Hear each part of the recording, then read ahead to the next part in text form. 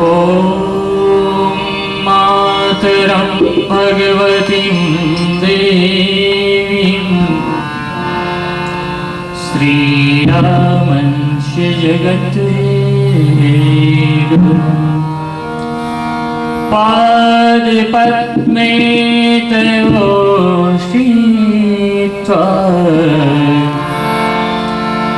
प्रणमामि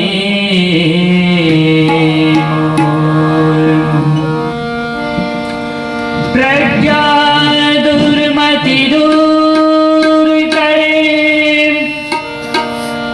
मंगल करे सबका मन मंदिर उज्ज्वल करो कृपा करके वंदे बोधमयं नित्यं गुरुं शंकरूपिणम्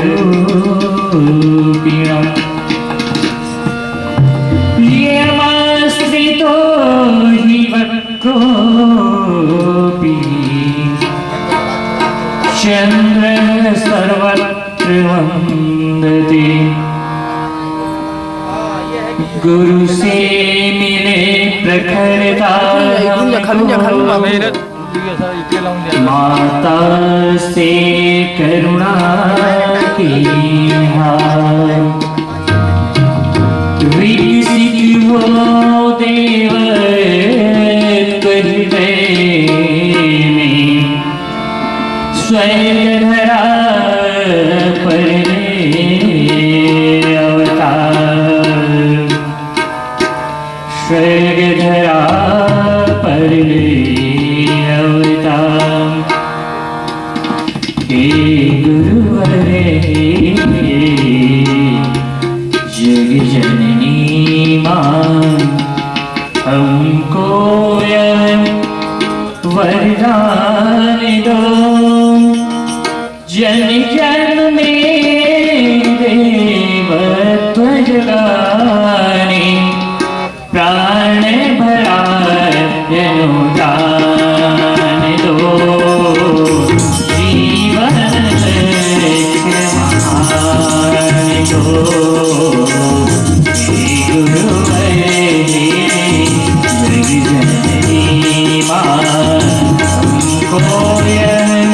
वरदान दो जन जन देवत्व जगाने प्राण भरा अनुदान दो प्रज्ञा प्रज्ञावान दो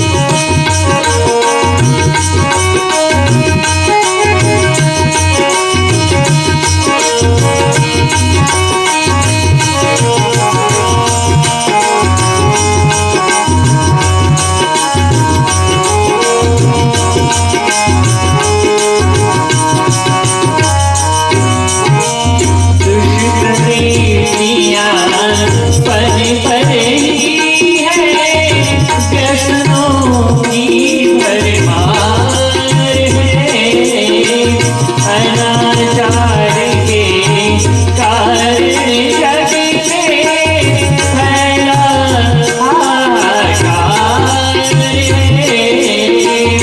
अनाचार के कारण जग में फैला हाहाकार रे।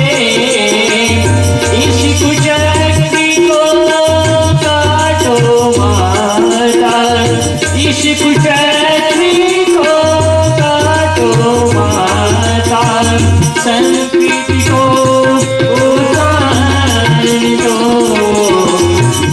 ज्ञापन है मान दो, जीवन मान दो।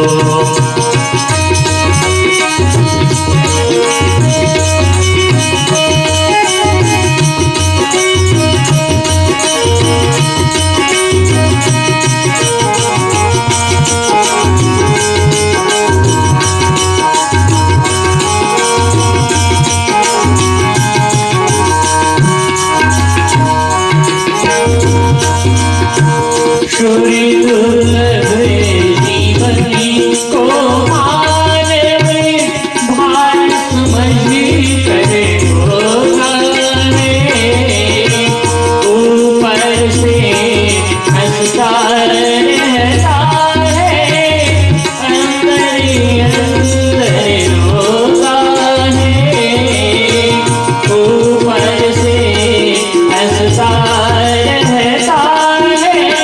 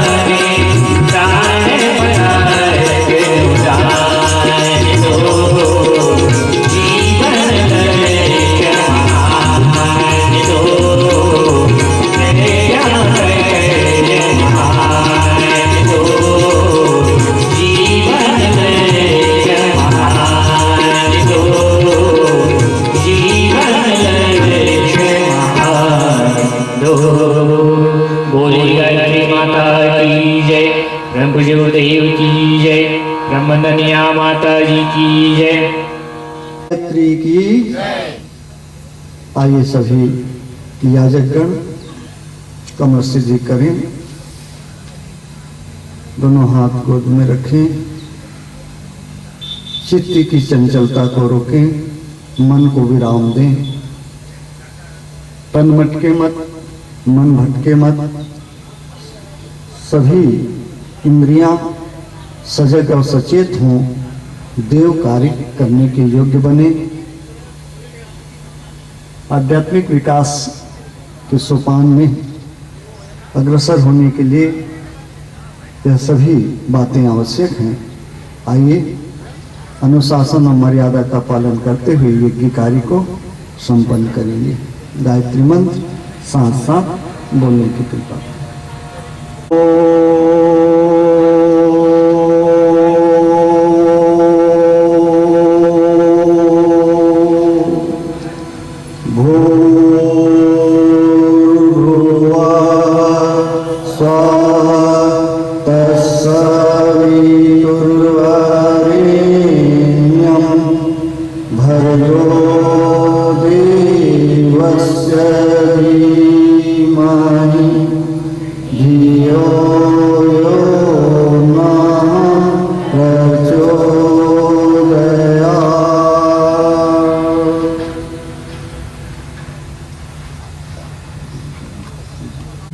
कमर सीधे कर बैठे, दोनों हाथ गोद में रखें, स्वर्णिम सविता देवता का ध्यान करें।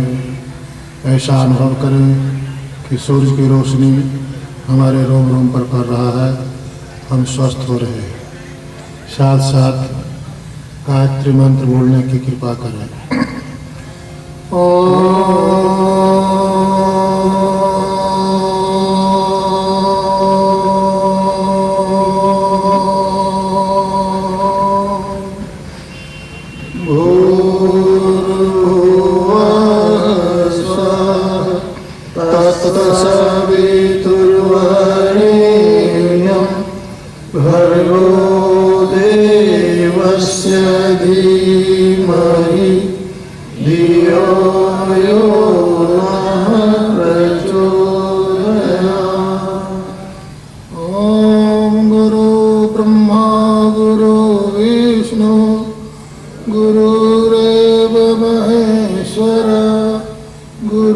साक्षात् परब्रह्म तस्मै श्री गुरुवे नमः।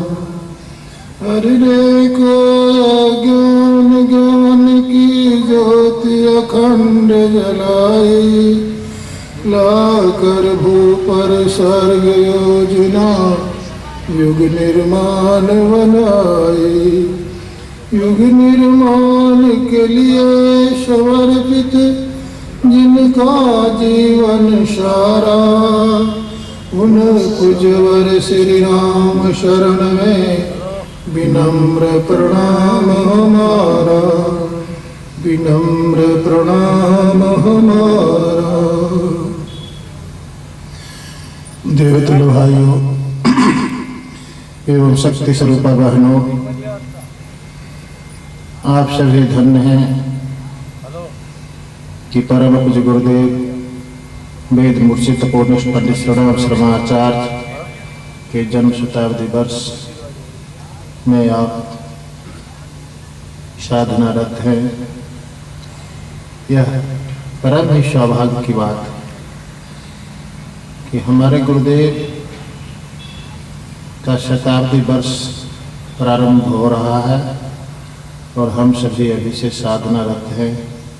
यह हम सबों के लिए बड़ा है सौभाग्य। भाइयों बहनों, युग ऋषि ने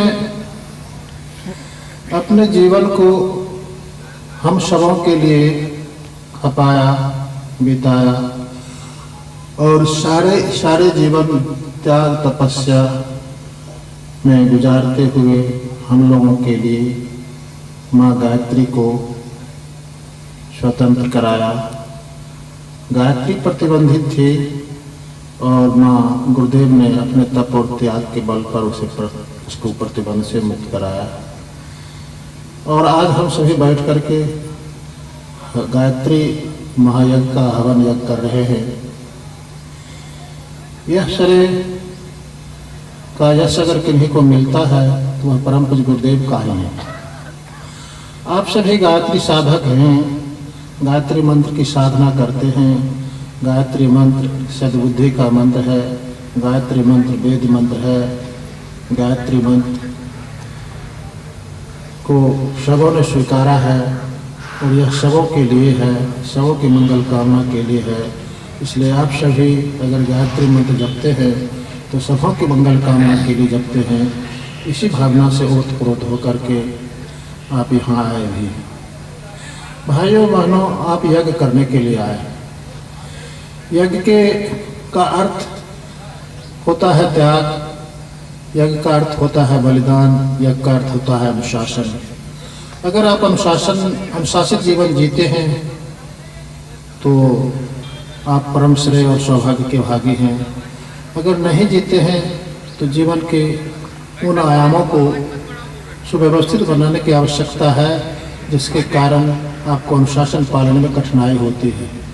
उन अनुशासनों को दूर करने की व्यवस्था बनाएंगे भाइयों बहनों। आप अनुशासित जीवन जिएंगे तो आपका जीवन धन्य बनेगा। और अनुशासन ही व्यक्ति को महान बनाता है। अनुशासन की कड़ी अगर इंसान को समझ में आ जाए, अनुशासित जीवन जीना शुरू कर दे तो उसके जीवन में पूर्णता की कोई कमी नहीं रहती। भाइयों बहनों, आप सबों ने एक संकल्प लिया है परम पूज्य गुरुदेव के सपनों को साकार करने का। यह यज्ञ प्रारूप है। यज्ञ में जिस तरह से त्याग होता है, बलिदान होता है, अनुशासन होता है, वही सब बात तो हम लोगों के साथ जुड़ा हुआ है। यज्ञ की अग्नि को हम दबाते हैं, ढकते हैं, लेकिन अग्नि प्रज्वलित होती है, आगे बढ़ती है, ऊपर उठती है। उसी तरह से हमको अपने गुण स्वभाव को, अच्छे गुणों को ऊपर उठाने की जरूरत है और उससे लोगों को प्रेरणा देने की जरूरत है। जिस तरह से आग जलते हुए सारे आग अग्नि में जितनी भी सुविधाएं डालते हैं, हवन सामग्री डालते हैं या जो भी डालते हैं, सभी जल जाता है। और जल कर करता क्या है?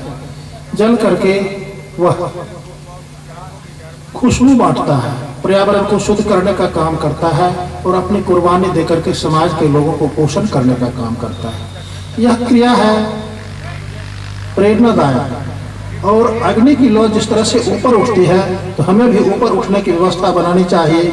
अग्नि में उष्णता है, हमारे शरीर में भी उष्णता रहनी चाहिए। हमारे शरीर में गर्मी नहीं रहे तो हमारी नस नाड़ी शिथिल पड़ जाएगी और शिथिल पड़ जाएगी तो हम किसी काम के नहीं रहेंगे। इसलिए शरीर में उष्णता बनी रहे तो काम करने की प्रेरणा जगती है भाइयों बहनों। इसलिए हम लोगों को जिस तरह से अग्नि का भस्म भी काम में आता है, अगर अग्नि में हम आहुति डालते हैं वह जल जाता है, भस्म बन जाता है। और भस्म में भी बहुत सी शक्तियाँ रहती हैं, भस्म से भी प्रेरणा मिलती है। और जिस तरह से अग्नि में डाली गई आहुतियाँ भस्म होकर के भी समाज के काम में आती है, उसी तरह से हमें भी जल करके, मर करके, खप करके समाज का काम आना चाहिए। यही जीवन का उद्देश्य है। जीवन मनुष्य, प्रभु ने मनुष्य काया आपको दी है, मनुष्य काया दी है तो यह परम सौभाग्य की बात है। प्राणी तो बहुत हैं लेकिन मनुष्य ही सबसे श्रेष्ठ प्राणी क्यों कहा गया है? क्योंकि मनुष्य की संवेदना, मनुष्य की सोच, मनुष्य की बुद्धि जो है वह बहुत ही आगे का चिंतन बनाता है। इसलिए मनुष्य दूर की बात सोचता है, आगे बढ़ता है और लोगों के कल्याण की बात करता है। अगर कल्याण की बात नहीं करता है तो वह मानवोचित गुण नहीं होता है, तब तो वह आसुरी में डूब जाता है। इसलिए भाइयों बहनों, हमारा आपका विचार सदा अग्रगमन की ओर हो, दूसरे की भलाई करने की हो, राष्ट्र के लिए चिंतन और चरित्र आगे बढ़ता रहे तो हमारा जीवन धन्य बनता रहेगा। और इसी काम के लिए हमारे गुरुदेव ने हम लोगों को अनुदान वरदान दिया है कि हमारे बेटे बेटियों आप आगे बढ़ो, राष्ट्र के लिए अपना चिंतन और चरित्र को आगे बढ़ाओ। तो इस तरह से भाइयों बहनों, हम सभी यहाँ आए हैं, यज्ञ करने के लिए आए हैं।